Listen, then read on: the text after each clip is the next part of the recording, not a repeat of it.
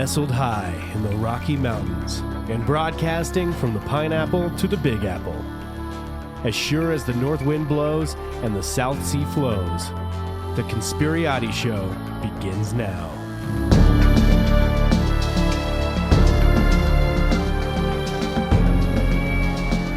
What's happening, guys?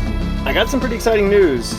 I just heard that there's a store that sells both new and used video games. It's called, what is it? GameStop, Josh? What is it? How does that work? GameStonk, I believe. GameStonk. That's right. Pretty exciting stuff, guys. This is in no way, shape, or form financial advice, and all the opinions expressed are ours and ours alone, and probably terrible. But unless you've been living under a rock for the past 2 days, you probably already know what the fuck is happening on Wall Street. It's kind of a bloodbath, for lack of a better term. Yep. The conspiracy is unraveling. What does money actually mean? Spoiler alert, it's nothing. It means nothing. The house of cards appears to be crumbling, and I don't mean that in any type of hyperbolic way. So for those of you that don't know, and those of you that just want to pour a nice glass of 15-year-old scotch and relive the last 72 hours of madness we've had, some short sellers are kind of getting caught with their pants around their ankles. But as opposed to pulling them up like a normal human being would do, I guess what have they done? Taken them off more? I think they've gone to full-on whipping it out. Yeah, they've whipped it out. Well, they were busy fucking the retail investor for so many years, and they never put it away. I think that is a problem. So, again, for anybody who doesn't know, we kind of break it down to the best of my knowledge. And again, I have no fucking idea what's going on in the market. I just know this is fantastic. I guess first we should probably start with short sellers and these massive hedge funds known as short sellers, right, Josh? Correct. They are the ones who have been preying upon you and I in our 401ks since time immortal. So what a short seller does is, in about as layman's terms as I can put it, they make bets that a company's stock is going to go down as opposed to up. They write contracts stating that they're going to borrow 100 shares of your company at X value, $100, say, $100 dues. And then to be clear, they're borrowing that from a broker. From a broker. They're borrowing it from someone who actually owns those shares, and like you said, they're betting that the company shares will go down, or even better, go insolvent, and the company just goes bottom up, goes completely bankrupt. But again, so I guess a better way to frame the horrid example would be, say there's 1,000 shares of company A, and Josh is a ball washing banker who likes to wash his balls in the blood of the innocent and dollars. Isn't that how? Oh, wait, no, that's, what is that? It's Peter Thiel. Yeah, Peter Thiel. That's the guy. Palantir. We'll get to that one next time. But effectively, he would borrow 100 shares per contract, because each contract they set up is 100 shares, real shares, not the option to buy them, which is options. These are actual shares that he owes and is on the hook for, come what may. He borrows 100 shares and says that it's going to fall to X price. Correct, Josh? It's going to go from 100. You're betting it's going to go down to 50, and then or more. But you keep doing it. And in the case that we're going to talk about, they kept doing it. They're betting that the stock is going to go down, and if they borrowed it at 100 and the stock goes down to 50, they sell the stock back to the borrower and they profit the 50. Correct. Now, again, you're talking about, in this imaginary case, a 50% drop where they put nothing on the line. They had nothing. They didn't put any money up. They didn't. Nothing. Literally, little digital dollar dues on a computer screen. The hedge fund loaned them the money, or loaned them the shares, based on nothing tangible. So the stock goes down, drops 50%. But the thing is, it's kind of interesting on this is that appears when one of these companies comes in, a short seller comes in, that goes on the books as a stock sale. So it gives the illusion, hey, wait, people are selling. That somebody just sold off 10% of that company. when that transaction happens. So that gives the illusion that the stock's actually going down. And then if every other listener out there, all 7 of you, I think we're at 30, which good example. We'll say that. So of 30 people out there have 1 share each. You think, wait a minute, well, the stock's just gone down. They sold 10% of the company was sold off. I've only got 1 share. Fuck, I can't lose this. And then first guy panics and he sells it. Stock goes down a little bit farther. Second guy says, holy shit, 11% of the company just got sold. I don't want to hold the bag on this. He panics and sells it. 12%, 13%, and on and on and on. That's how they're able to manipulate the market. And I don't want to bag on short sellers. I mean, a lot of these groups, there have been instances where they do good work. They'll research a bogus company with a bullshit evaluation, and it turns out they're right, and they will go solvent, which is their headhunting. It's predatory in that sense. But yeah, there are a few cases, some good out there here and there, but for the most part, most of them are not out for anything besides money. And that's the thing. They'll run like 1 out of 100 of them that they do. One out of 100 targets they take, they're going to run it up the flagpole and they'll find a bad company because Jesus Christ, companies are kind of just amoral monsters, not people, mind you, because if that were the case, they'd be sociopaths because they're, again, amoral. But they'll run one up the flagpole and say, so such and such ABC company, thanks to this short seller, has been found and they went bankrupt.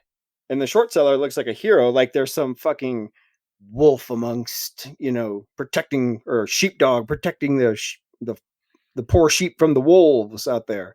And it's just a total bullshit narrative. I mean, stem to stern. So in the case of GameStop, GameStop, Jesus Christ, they took this company and they started piling into it. Now we're midpoint on this, guys. This is genuinely, and again, no hyperbole, this is going to be looked back as one of the biggest fiscal events in modern times. This is up there with 2008, in my opinion. The only difference between 2008 and now is where in 2008, it was the American people that were left holding the bag. This time, at this point, we're recording this on the 27th at night, all markets closed. It's looking like it's going to be the big dogs holding the bag. Because what they did, they kept doubling down. They kept borrowing more and borrowing more and borrowing more. Again, they could have taken it down that 50%, taken their money that they, again, didn't do anything, didn't dig any ditches, didn't fucking create anything to get right off the top. But no, they said, okay, now we're going to borrow again. We're going to borrow again. And they kept pushing the stock lower and they kept pushing the stock lower. But there's a trick to this. I don't want this part to be in no uncertain terms. Professional investors think every retail investor is a mouth-breathing fuckface. Hard stop. That is what they think of you. Because all this information is out there for anybody to look up and find. They had the audacity to keep doing what they did.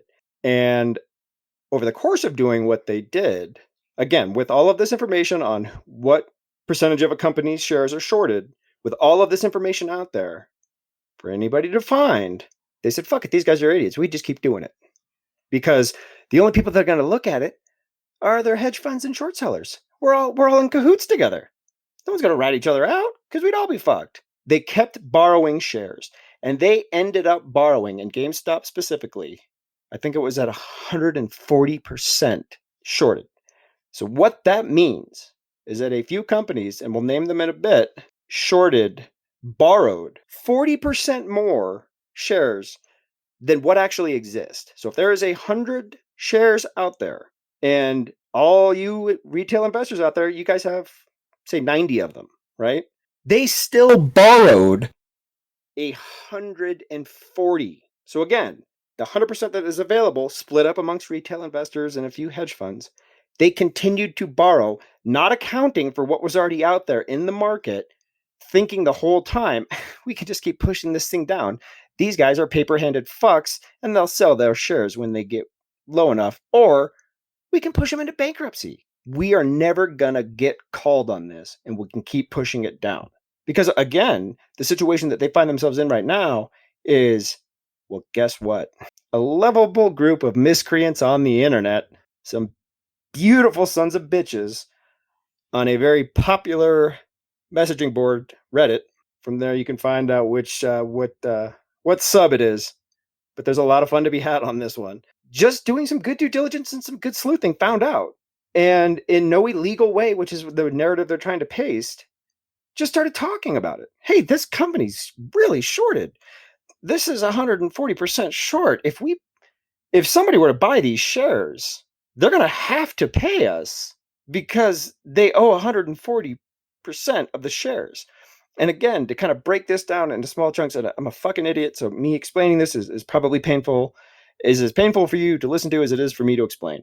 But they can't get out of this. Obviously, they're going to try some fuckery and some ways to get out of it, but they legally have to own those shares. So the price is, again, unless there is a GameStop decides to flood the market with shares or any of the other backdoor dealings, the price of these shares is theoretically limitless at this point in time. And that changed on a fucking dime because over the past 3 days, GameStop went on a motherfucking tear. And it has been the funnest 3 days I've ever had. I mean, and I genuinely mean that. This thing, I'm going to go back a month for you. So let's see. We'll go January. Let's just go to January 12th. How about that? Because they've run it down a lot deeper than that, and it kind of bounced back a little bit. In July, they ran it all the way down to $3.85 a share. But as word got out, fire started a few embers smoldering away. And on January 12th, the stock had battled its way all the way back to $19.79. That's a great run, right? Well, then, January 12th, it jumped up 25%, 23%, and hit around that $30 mark. Now, I'm sure these hedge funders, again, the hubris that we find in investments and that high finance, the hubris that these motherfuckers have is unfathomable. And again, to pull it back, what a few people might out there know of how these vampires work is from that movie, The Big Short, the book by Michael Lewis. If you haven't seen the movie, go check out the movie. Better yet, if you haven't read the book, check out the book, The Big Short by Michael Lewis. He also happened to write another great book called Flash Boys about high frequency trading. More on that to come. But full circle, the kind of protagonist and hero, which is a weird word to say for The Big Short, but the guy who discovered The Big Short in the 2008 mortgage crisis, Michael Burry, discovered GameStop as well. And this was on his radar in the summer, right? And it was other people doing this research that kind of started to spot this. So all of a sudden, GameStop starts making this turn. And so from January 12th at $20 a share, we jump up to 30 the next day. That's a massive jump. And it remained relatively quiet on a steady climb, few up days, few down days over the next week. I think it saw highs around like 45. Like it's making some news. And then last week, again, the information on the due diligence that was done on this, on these message boards on Reddit, has been out there. And this particular sub on Reddit is probably my favorite thing. It is one of the funniest things I've ever seen. It's just the shit that is said on there is absolutely priceless. So again, it starts getting some traction and getting some buzz on this. And at this point, I think the sub had 1 million people on it or so, and which is a crazy jump because I remember when I first stumbled across it, it was 300,000. So 300,000 to 1 million in the course of a year. It's a big jump. But anyways, back to GameStop. January 22nd rolls around. So that's last Thursday. That's last Friday. All of a sudden, it's not out yet, but it's getting known. And GameStop goes from $50 a share, which again, now this was down at $3 back in the summer, jumps up, bam, $70 a share by 10 a.m. that morning, right? Now, at this point, I can only imagine what is going on with these hedge funds. I mean, I'm sure they're sweating. But again, that hubris, that amount of control, they have all the tools, all the systems, everything, right? This is again, the book Flash Boys will speak to it. I mean, these people pay billions of dollars. Billions. You can't even get your head around the money that they have to get a microsecond quicker on that trade than the little guy and their competitor. And it's that amount of money and that amount of infrastructure has got to make you feel unbeatable. It's God mode. At least they thought. Because then the weekend comes. Now remember, they sunk the stock right back down, trying to flush out people. Stock was frozen, I believe, wasn't it, Josh? On Friday, they froze trading for the first time. Yep. And when I say freeze trading, that's groups that when you have a lot of volatility, they'll say, whoa, whoa, whoa, whoa, it's a circuit breaker day. This is born out of 2008, wasn't it? Yeah. Because of all the fuckery that happened there and the volatility in the market, they said, we're going to put these things in called circuit breakers. And if trading gets too crazy, wham, we're hitting them. Everybody up, take a breath. We're going to come back in 15 minutes, right? So Friday was a circuit breaker day. They sunk it down. A bunch of people jumped ship, happy to take that profit from 20 and 50 to 70. It's a great gain. But again, word on this is out, and it is becoming very, I don't want to say common knowledge because it's still not even common knowledge. I think after today it will be. But how heavily shorted this fucker was. So then we come into Monday, right? And again, word's out, man. In certain circles, like people are ready to rock and roll. And everybody's found the same links. You can find it on NASDAQ. You can find it on these official sites. Here's how short it is. Blah, blah, blah, blah, blah. So come Monday, the thing jumps up to $117 a share. This is a $3 stock, mind you. And it jumps up that much. We're talking an 850% gain between then and the summer. And again, remember, these guys, the holders of these shorts, have to produce the shares. They can't produce anything other than the shares, making the price theoretically at this point infinite because they have to get the shares. There's no way around it. It's not like a 10% rule. Well, hey, if we get caught with our dick in the fucking cookie jar, we only have to pay 10% of the value. There's no rule like that now. So then they shook us out, and all the retail guys start falling out because they froze it again, and they jumps up massive amounts, $117, bam, hit the circuit breaker down. Immediately trading resumes. You see everybody else jump back out. Stock drops back down, $70. So you see a 200% drop. But again, every dip that hit, word's out. Their games aren't working. People are buying these dips. Every time that stock drops, retail investors, small guy investors are buying them. You might say, well, James, how do you know it's a small guy? Because there are public ledgers where you can look at the shares, and I've been doing it and enjoying the shit out of it. These are purchases of 2 shares, 5 shares, 10 shares, not 100 shares, not 1,000,000 shares, not 1,000, 4 shares, 5 shares, 6. These are little guys, little transactions. This is the death of 1,000 cuts here. So then, again, we're only at Monday now, the 25th, 2 days ago. Yesterday, shit got spicy, and they ran it up to $155 a share, and then immediately shook it right back out. But every time they try to shake it out, it goes higher and falls lower. It goes higher and falls lower because every dip is bought back up.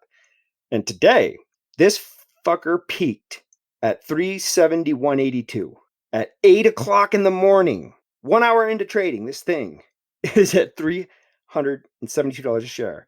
And immediately they fall back to all their old tricks, right? So it drops straight back down. It hit $250 at 8.15, $250 at 8.15. Bam!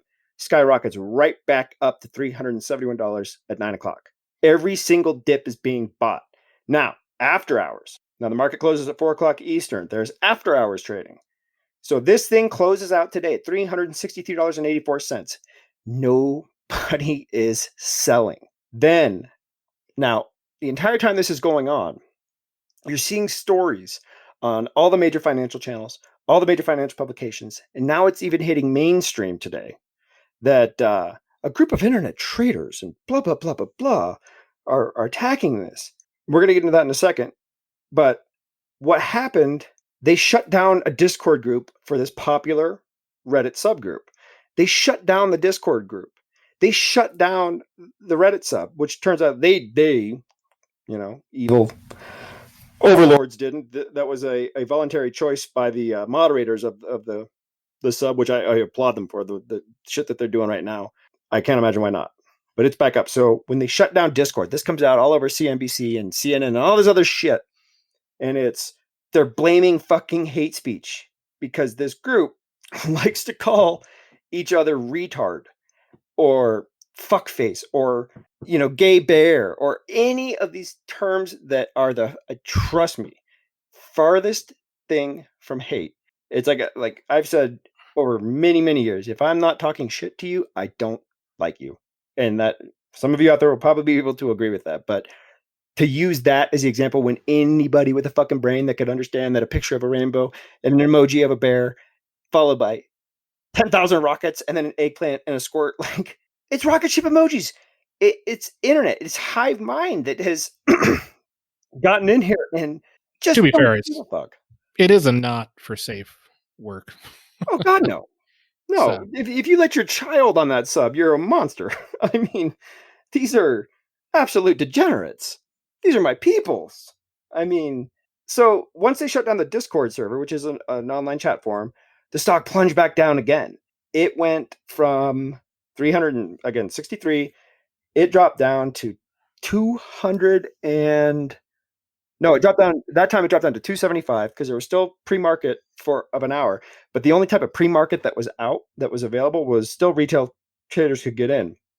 Then at 2 hours after market close, there's still pre-hours trading, but I don't even know who the fuck gets to trade. But I know what's going on. So I think it's these more powerful people. And I know retail is largely cut out 2 hours. You only get 2 hours of pre-market. We, being the institutions, get an extra 2 hours.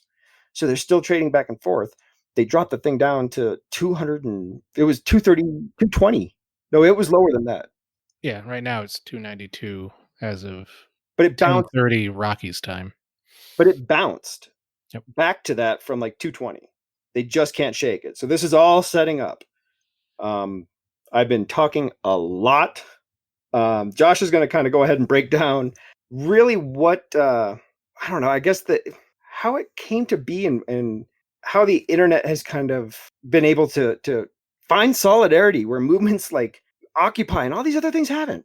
Find solidarity. And when I say solidarity, they're trying to say there's like insider trading and all this other like bullshit that institutions have been doing for years in a very direct manner, allegedly. But saying that a rainbow and a bear emoji and a rocket ship it's like, I don't know. What's your take on that, on how they're trying to frame the narrative, Josh? So I think the one thing that you mentioned was, this did start at, wallstreetbets on Reddit. Basically a meme out there.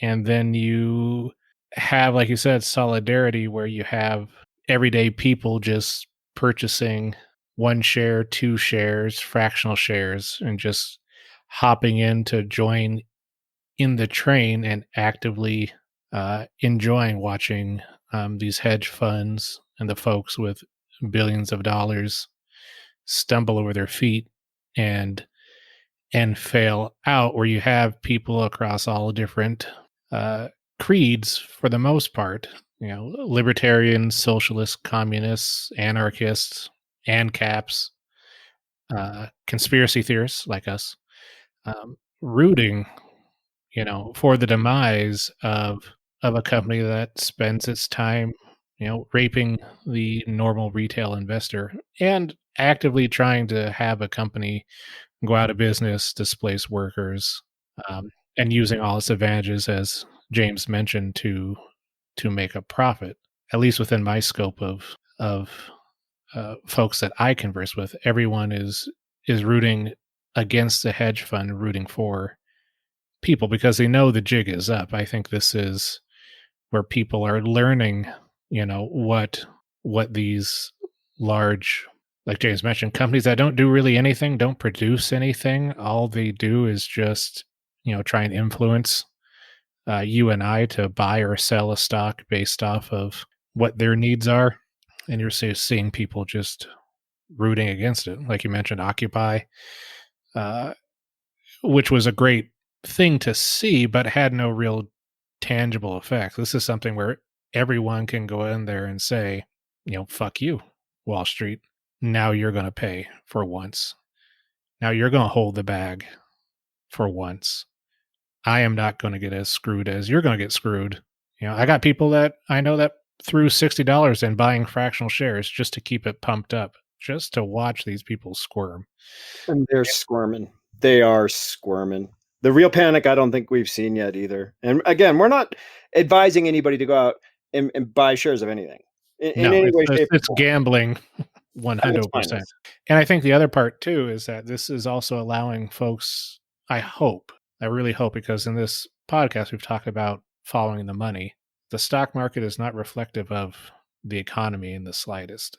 Greatest trick they ever pulled was convincing us that the stock market is a good, like the entire pandemic. For the last year, I've seen more suffering and hardship than I ever have in this country at a countrywide scale. But every time you turn on the news, Dow Jones at record highs, NASDAQ on a real tear this quarter. Really? Economy's doing great. Then Jerome Powell will come out and talk about record unemployment, but the Dow Jones at 31,000. And if the economy is doing so great, why is it so hard to get a $2,000 check out to people? Well, and here's the real conspiracy. I want you to watch, everybody. Watch how fucking fast Congress is going to move on this. And not just Congress. Keep in mind, it's going to be a bipartisan Oh, effort absolutely. to stop the people from talking about stocks together. I mean, what's the difference between what is happening on wallstreetbets and having, what do they call them? Where people get together and they're Power like, lunch. Fucking Davos, and Davos is going on right now. Look at Bilderberg Group. Just the lunches they have in general. yeah. But what is it called when people just get together? Like they always had like the wives investment clubs or whatever, those type of things. Like what's the difference between this and like an investment club? Why can't we as a group come together and determine that GameStop's got the fundamentals we like, and we really like the stock, as Mr. Kramer likes to put it. Why can't we get together and buy that stock? Well, Josh, that's market manipulation. Exactly, because you want a free market, don't you? I want as free as it can possibly be if I am part of the elite ruling class. Well, that's the thing. It's the amount of bullshit you will be fed is exactly the amount that you will eat. I firmly believe that. And people are finally standing up and saying, no, fuck you, not this time. And again, I don't know. I decided personally that it was so much more than the money at this point. It's so much more. It's fuck. Well, now it's about control. Yes, but it's not that. In my mind, I could never. I don't know. And again, I'm not telling anybody to go out and buy. I just wanted to be a part of it, and just fucking one time. God damn it! Tell these motherfuckers enough, and not today. Not this fucking time.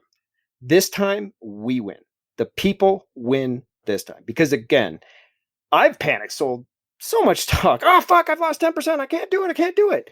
And then, it's going back up. Well, okay, so stock went up. So I didn't think it was going to go up anymore, so I didn't buy any. But then it went up some more. And so then I bought some, but then it went down. And then I panicked and I sold it. But then it went back up. And I didn't think it was going to go back up anymore. But it went up again. And it kept going up.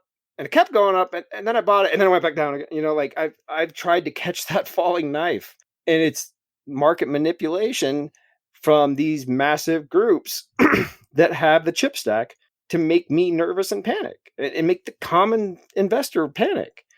And it's genuinely, I really feel like this is a situation like the Matrix, where collectively the agents are shooting all the bullets, and you just put your hand up. I don't care about the money anymore. That doesn't fucking matter to me, because these groups, that's all they care about. There's no principles other than money. And I'm saying that based on past behavior. Well, you mean beyond the things that you want money for, which is control and power, which is, the basis of most conspiracy theory, right? Is those who are empowered don't want to give it up, and the best way to stay in power is to have, like you said, a bigger stack of chips than the other. And I think this is also, if we were going over to the conspiracy side, this is part of, like I said, the Matrix kind of breaking down. This is the episode of Star Trek, where the holodeck starts kind of phasing in and out a little bit as people realize, hey, I have some power here. Well, I can actually bring these folks down. I was curious how far we're going to see this play out into people really evaluating, the system that we have. Why do these people have so much money? What are they producing? They're not, delivering packages. They're not checking people out at register. They're not making, an iPhone even. What's the term? A hedge fund. Honestly, if you'd asked me that a month ago, I wouldn't have been able to fucking tell you. I have no fucking clue. Okay, so you hedge your bets. Oh, so you're like a a fund that like protects people, right? You hedge for them. No. Look into no, that's not at all what they do. That's what they want you to think they do. But in reality, they fuck people out of money and get away with it. That's what they do. That's the business model.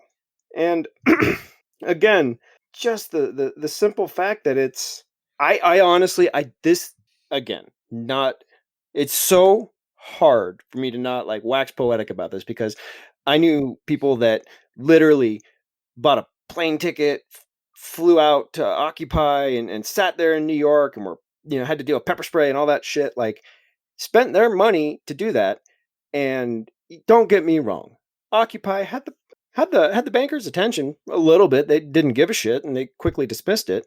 But all that entire movement, all the energy, everything that went into that movement just went away. Whereas this one, we're finally hitting them where it hurts. And they are shitting themselves. And even if this all ends tomorrow, if it all ends, tomorrow morning at open, they find some new bullshit rule or something and it all ends. God damn it. This is just one of the best moments of my life. It genuinely is. This is everything I've ever wanted.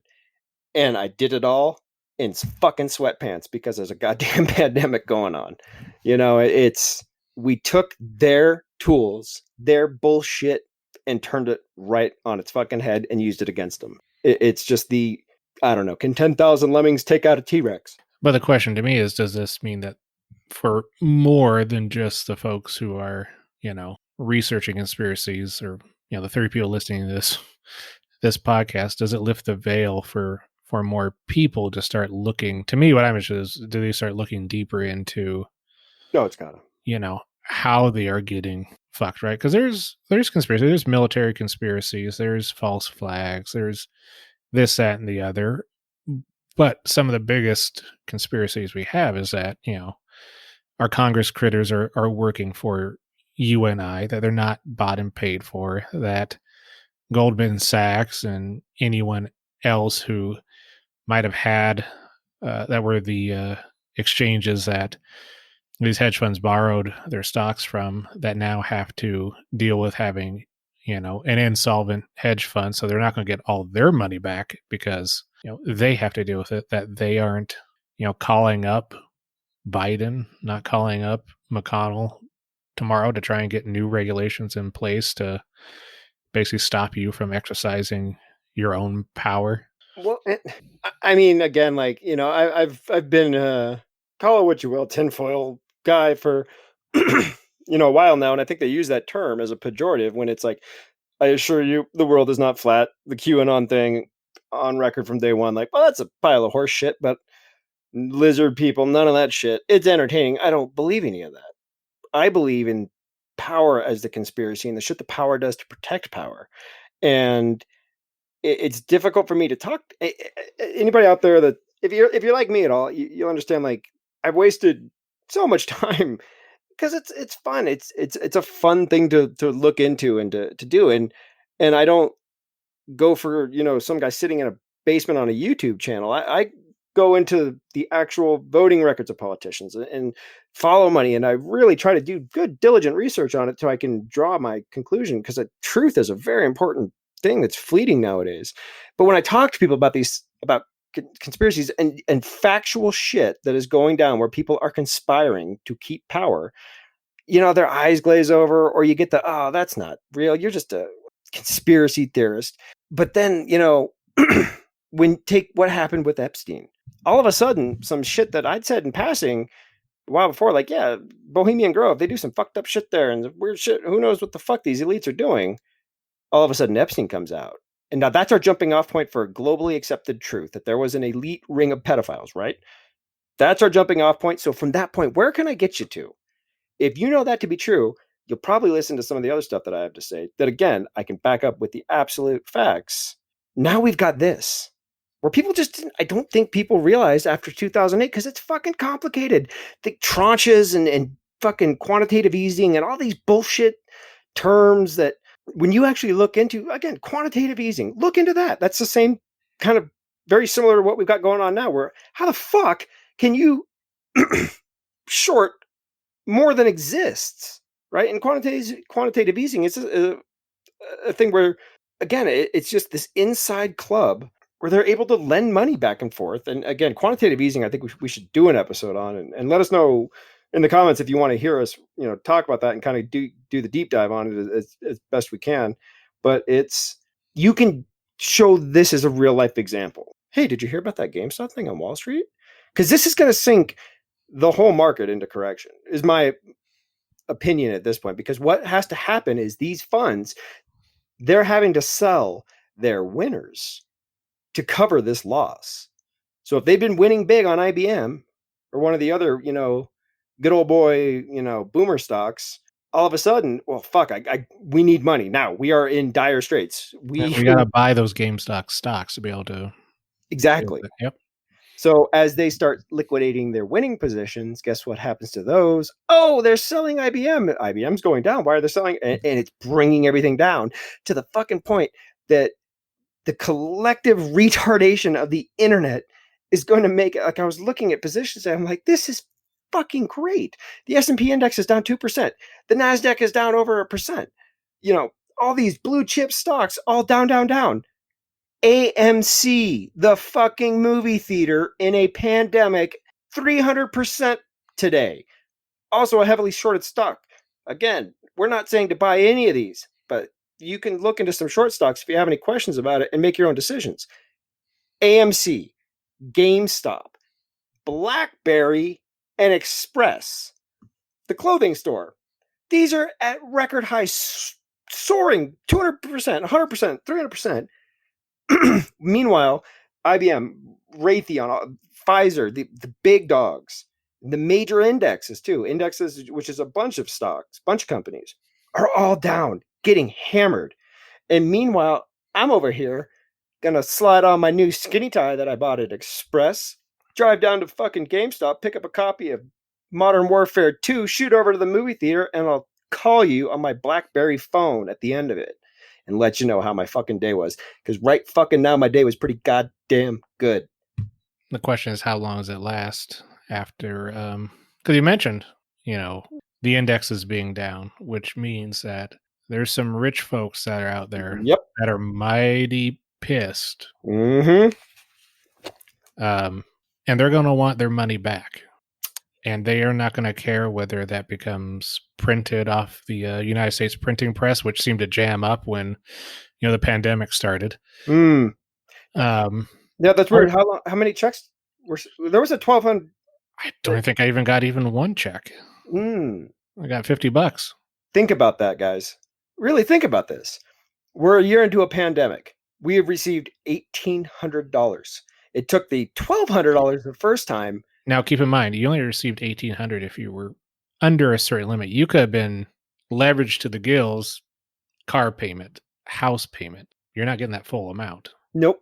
And again, just using that as a benchmark, but I want this whole thing, they started lockdowns, and it wasn't until the market really tanked. You saw how quick they got moving on that stimulus bill, and I watched them from the time that first check went out for the rest of the time, manipulating the fucking market. Every other time there would be a Mitch McConnell would come out to the podium and say, oh, stimulus talks are going great. The market climbs to some absurd level. And then, Nancy Pelosi comes out and says, they just don't want to play ball and we're not going to budge. And the stocks go down. And you watch this roller coaster ride back and forth on every single word out of Washington when it comes to another round of stimulus. Again, one time, go fuck yourself. Good luck. $1,200, check. They just put through another one for $600, and then the bullshit with the new administration saying, well, what we meant to say is we promised you $2,000, but we just gave you $600. Again, we're looking at a year of time.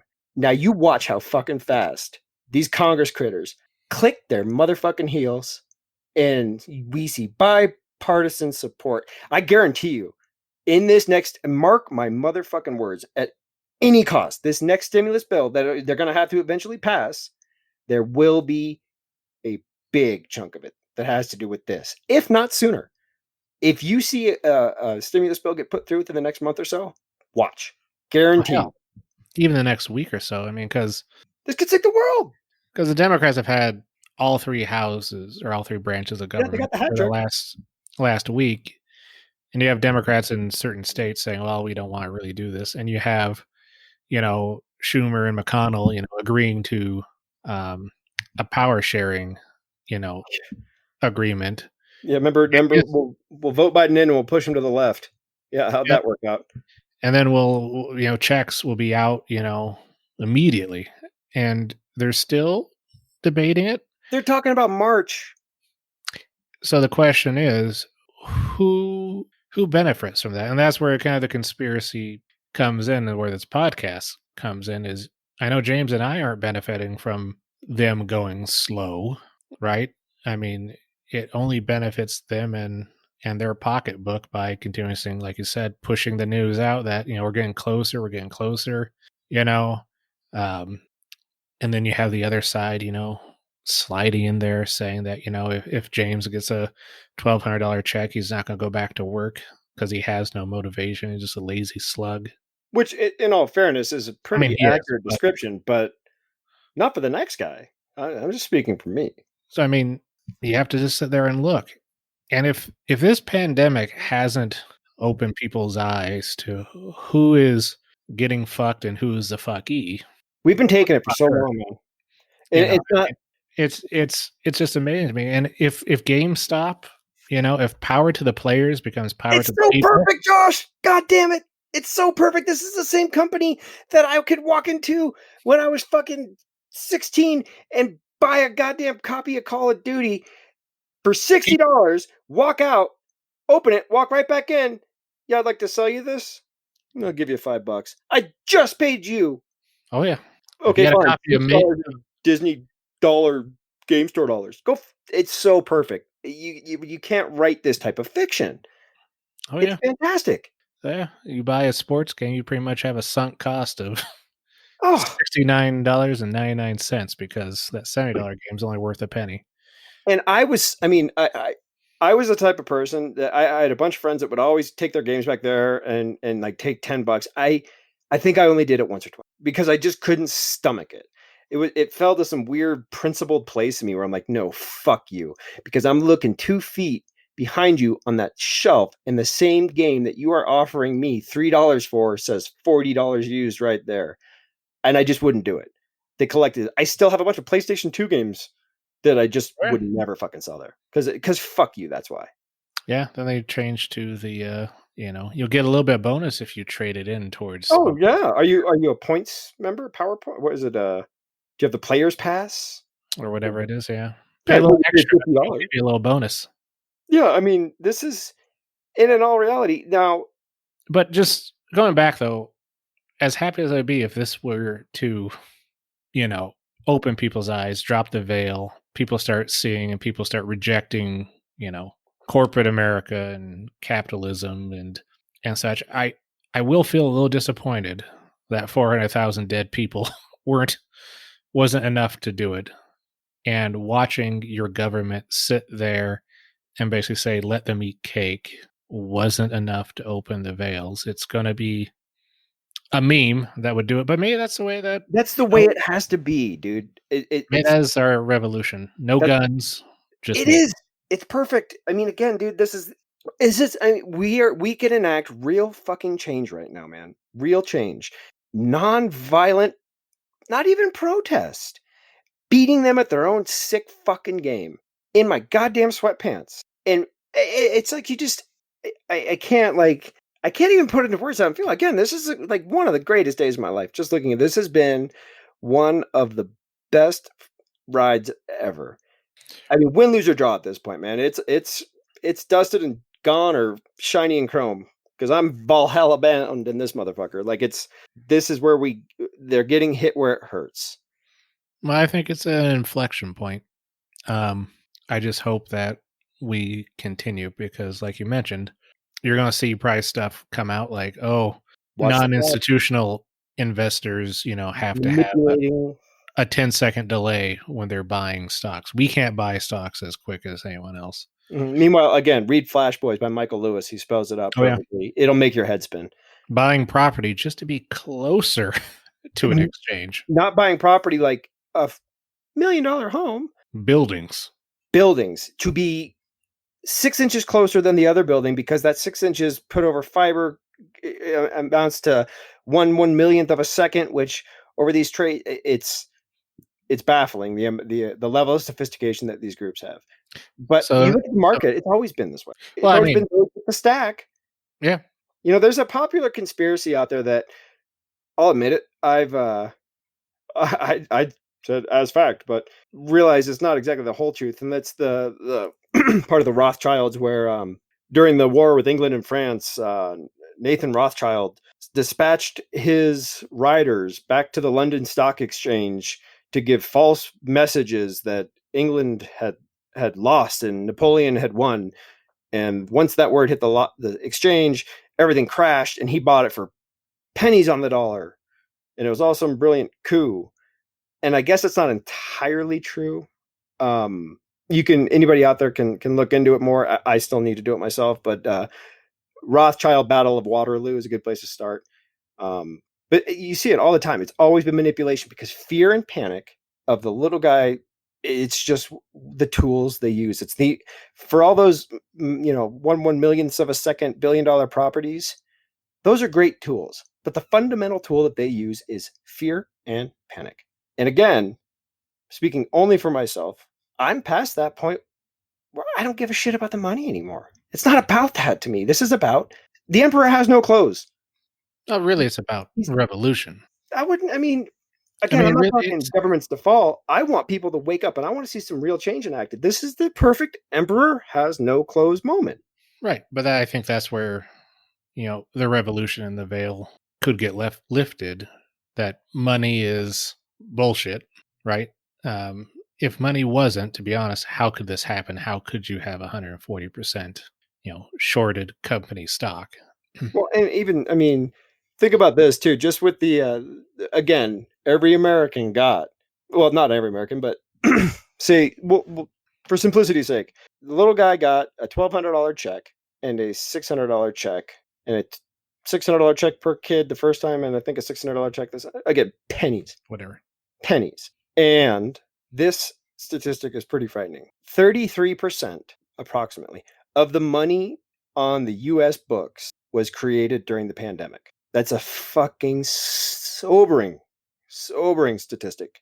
Think about that. 33% of every dollar, quote unquote, in existence was created during the pandemic. And how much of that actually got to the people? $1,200 one time, $600 a second time.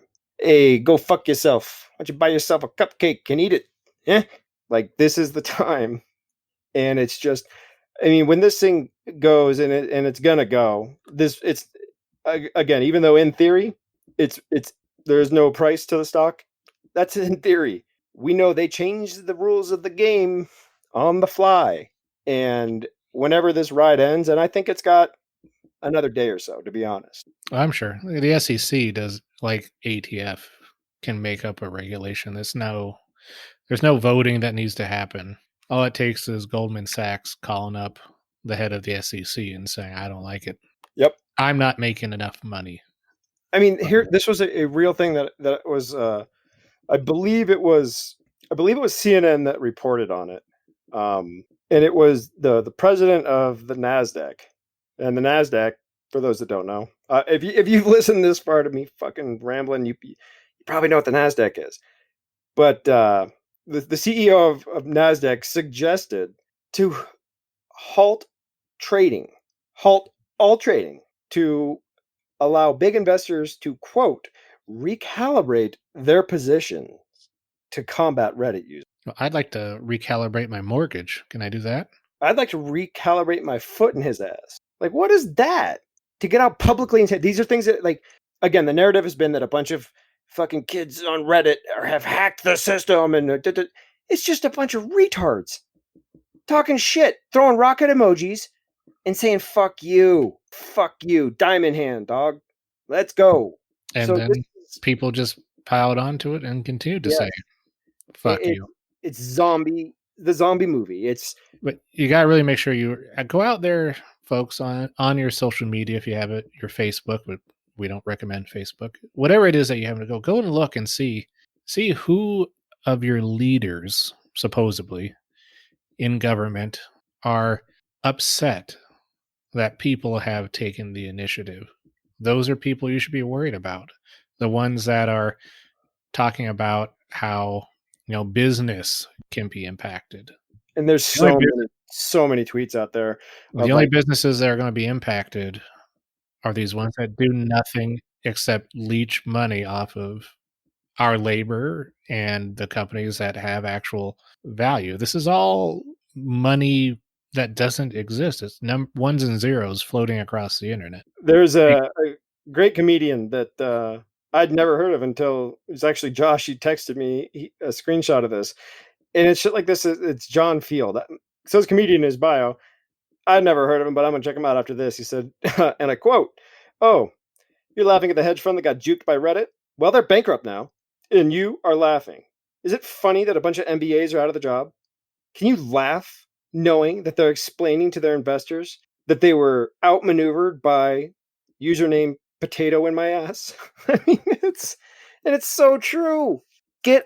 Check out, if you've never been to Reddit, you're fucking missing out. But again, if you're listening to this obscure podcast, probably have been.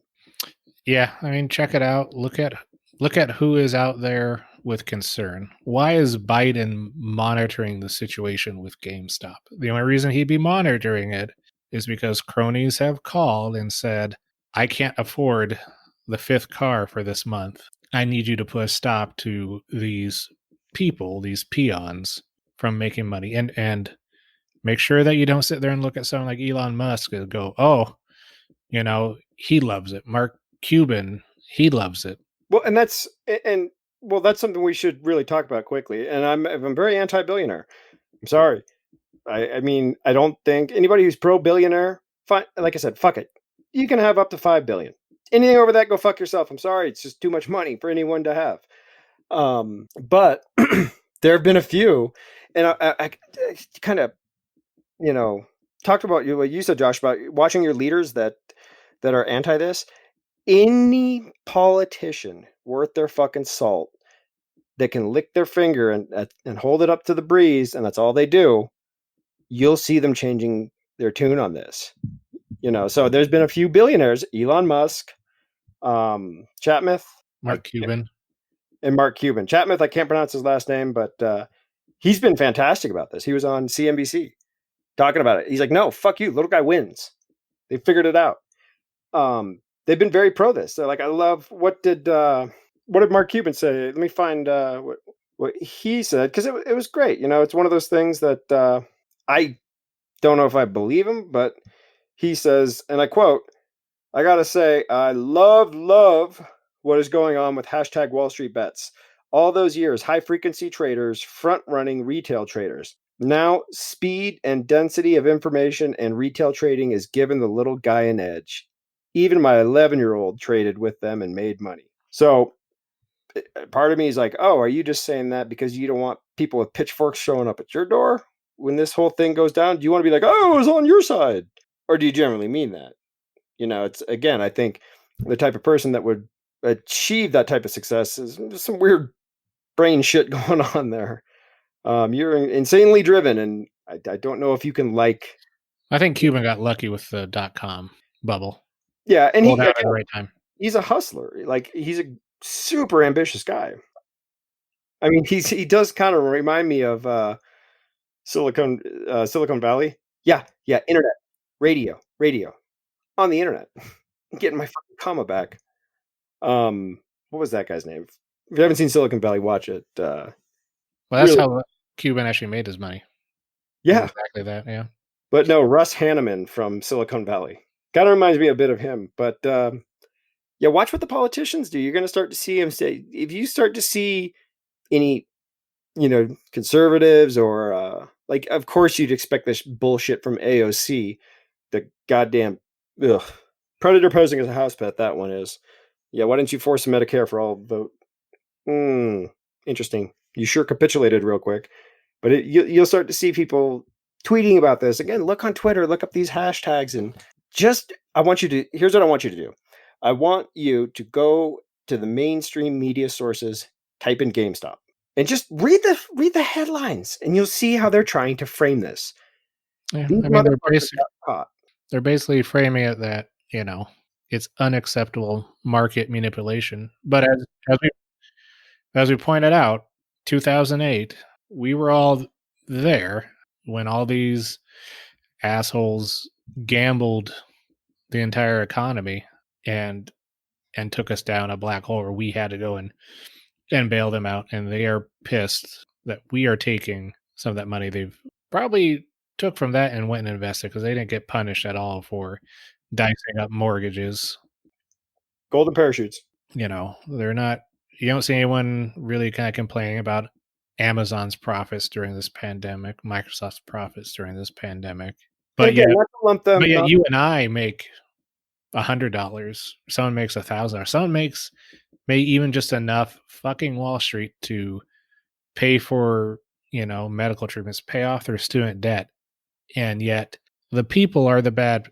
Well, and that's a very good point. And I mean, I think I'll close with this. Here's the thing. Normally, the system is set up to where the short sellers and these massive firms win. And again, they took money that didn't exist in the first place, that they got on credit, and put it away on a different server because they sunk these companies.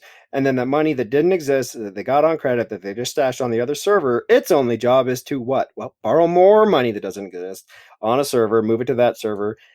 They don't spend it. They just use it to make more and more and more in this massive glut of just on its face greed. Now, whereas in this situation where all the retail guys are making money, fuck it. I'm looking at buying a Tesla straight cash. I'm going to take that money that I won on the stock market and I'm going to put it back into the economy in the form of an actual good. Other guy's going to go out and pay off his student loans. Other guy's going to pay off his house. That's money that's being spent back into the economy. This is a redistribution of wealth. Even if you are not involved in owning any of these shorted companies, which again, make your own decisions. This is not financial advice at all. You should see a benefit from this, because this is all that upward transfer of wealth that went up to these fucking fat cats is coming into, I'm an idiot. I'm fucking Homer Simpson jumping through a window. Who wants lotto tickets over here? This money will be spent. This money will not be stored onto a server. This money's getting fucking spent. And that's the trick that they pulled with Reagan and the whole trickle-down economics that, well, the rich couple fill up and it'll just spill over. And then they whispered, hey, why don't we just buy bigger cups? And then nothing spills over. And that's exactly what they did. Whereas, again, if you stimulate the economy with a $1,200 check, that money gets spent. And that's what gets the economy going. So all of us retards out there making money on these things are going to spend that money. It's, again, not having any skin in the game whatsoever. It is my sincere hope that that this could save the economy from the whole COVID thing. In theory, it really could, because it's so much money getting sent to the little guy, and the little guy likes to spend money. And that's all I got. Sorry for ranting so much, but God damn it, this has been a fun fucking ride. And I think for me, I would close with what I have said before. If you wake up tomorrow and there's new regulations, if you wake up tomorrow and you see, your Congress critter come out against what is happening, that then the conspiracy is real. If you're listening to this podcast, you probably knew about it the whole time. But then you really kind of know that it's all fake. Everything is working against you within the system that we have, and they will not stand for the little people getting one up. We have gone past the little amount of rope that they want to give us. Hopefully we'll get enough rope to hang them with, but that's a different episode. Well, wasn't that I think it was Marx that actually said that the capitalist will, I'm paraphrasing here, but the capitalist will sell us the last length of rope that's used to hang him. That's right. All I know is that, when you see the folks, if they're against this, they're against you, and they're against the people having power. They're against the people being able to share the wealth. They are trying to hoard their wealth. And that's think a about big this. Conspiracy. Full circle, and I think I said I'll end with about 4 times, but one thing that just came to my mind is, think about these Q people that went and stormed the Capitol. they're retards. And I mean that in every facet of the word. But I think in their heart of hearts, they're just incredibly misguided. I think they really thought that they were going to get change. And I think for those horrible acts, I mean, is it possible to say their hearts were in the right place? That's a very nuanced conversation that I'm not ready to have. But what I'm saying is that these people went to Washington and stormed the Capitol trying to enact change. This situation that we currently find ourselves in collectively as a fiscal nation, we're going to see change out of this. I genuinely believe it. And they say inside of every cynic is a jaded optimist. And I'm a cynical son of a bitch. But I feel it. There's going to be some good that comes out of this. I mean, my only hope is that this is yet another inflection point. We've had 2020 was full of them. I think if, people start coming out opposed to people making some cash, which, we're all supposed to be pulling ourselves up from our bootstraps, supposedly, and that, these companies with record profits that are still laying people off, even though they've made record profits, they don't need to lay anyone off. I hope it's another inflection point. I hope it's another time where people start going, fuck you. I see now what you guys have been doing to not just the American people, the global population, for hundreds of years. I hope the veil gets lifted. We talk about it a lot, on this podcast, is that look at who benefits. You and I won't benefit from any additional regulations. The GameStop stuff doesn't hurt James's 401k. It's not going to hurt yours. It only hurts predators. Well, and it really looks like at this point too. I mean, watching how this goes, this whole thing first came to light with a particular short seller, Melvin Capital. And you'd think, okay, well, if Melvin Capital, becomes insolvent and goes tits up, that's that. That was one bad apple. But what we have seen in the last 24 hours, a lot of other groups are sure bringing money to the table. Because it's almost like, like the whole kind of Jeffrey Epstein theory, like if I go down, you go down.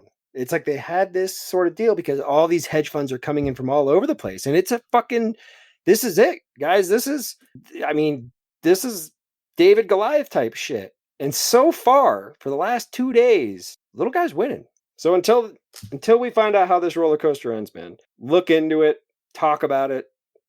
And be hopeful. Make your own financial decisions. Look into it. Have fun with it. And just, again, even if you're not in it, fucking smile at this one. With everything we've been through for the last fucking year, all the bullshit, God damn it, we got one. And like James said, it's not about the money. And especially this podcast is not about making money. This podcast is about exposing the truth. I'll leave it at the words of the Joker. It's not about the money. It's about sending a message. You guys take care of yourselves. We'll see you in the funny papers, huh? Peace out.